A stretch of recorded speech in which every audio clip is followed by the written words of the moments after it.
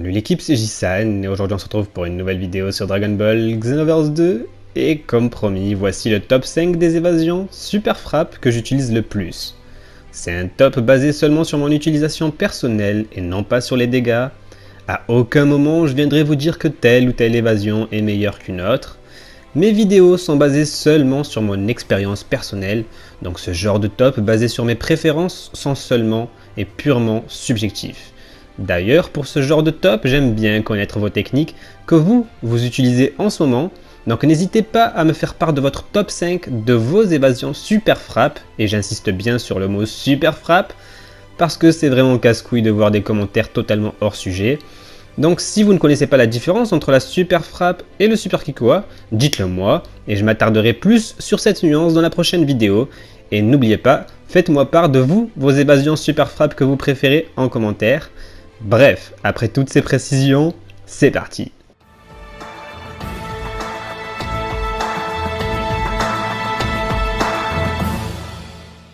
Et on débute ce top avec le cri de colère, qui va pas faire énormément de dégâts comme à peu près toutes les évasions, seulement 152, mais la petite particularité de cette évasion, c'est qu'à chaque fois que vous allez l'utiliser, vous allez récupérer une bulle de ki, ce qui est plutôt intéressant.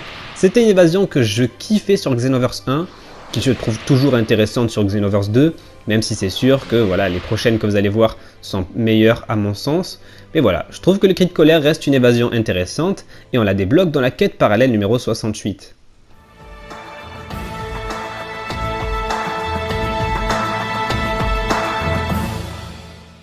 Et à la quatrième position de ce top, on va retrouver donc la barrière d'énergie, une évasion que je trouve vraiment magnifique. Elle va pas faire énormément de dégâts comme pour les précédentes, elle va faire seulement 771 de dégâts, mais la particularité de cette évasion, c'est qu'elle va pouvoir se prolonger en consommant notre ki en restant simplement appuyé sur la touche, ce qui est plutôt pas mal. Et c'est donc une évasion qu'on débloque dans la quête parallèle numéro 32.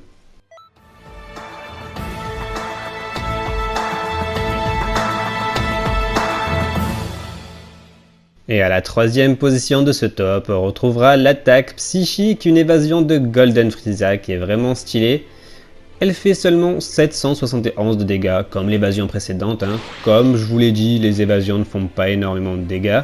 Et elle est vraiment pratique parce que quand vous allez l'enclencher, vous allez vous téléporter derrière votre adversaire, lui infliger un coup et vous allez pouvoir renchaîner juste derrière, ce qui est plutôt pas mal. Et on débloque du coup cette évasion dans la quête parallèle numéro 33.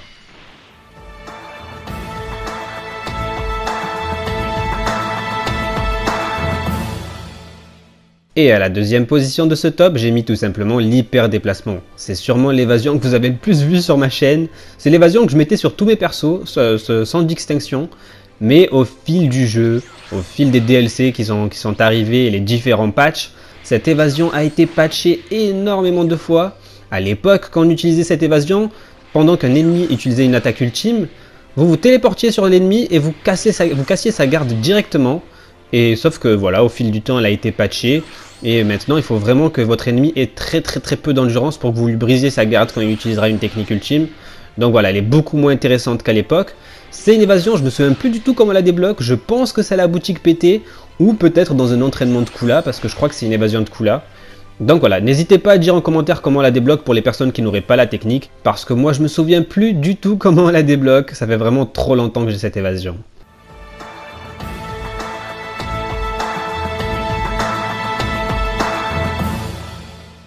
Et à la première position de ce top, j'ai mis la lame tournoyante. Et oui, c'est surprenant, mais je la trouve vraiment magnifique.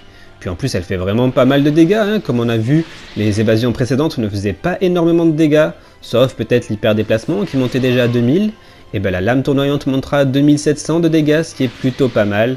Bon, évidemment, si vous prenez un Kamea dans la gueule, il y a très peu de chances pour que vous en sortiez. Mais quand c'est au corps à corps, elle fait largement le taf. Et elle se débloque dans la quête parallèle numéro 15, et je prends énormément de plaisir à jouer avec cette évasion, je la trouve vraiment très belle. Du coup voilà, c'est tout pour ce top 5 des évasions super frappe que j'utilise le plus. Vous êtes nombreux à me demander des tops différents de d'habitude, donc ne vous en faites pas, j'ai encore plein d'idées de tops différents que les précédents. Donc le prochain sera sur mes évasions super Kikoa que j'utilise le plus cette fois-ci. Et ensuite j'ai encore 3 autres tops qui vont vous plaire à coup sûr. Donc voilà, et vous n'hésitez pas à me faire votre petit top 5 des évasions super frappe que vous utilisez le plus. Et même si vous voulez d'autres tops, n'hésitez pas à me faire des propositions, c'est avec plaisir que je vous lirai, et donc moi je vous dis donc à la prochaine. Prenez soin de vous, ciao.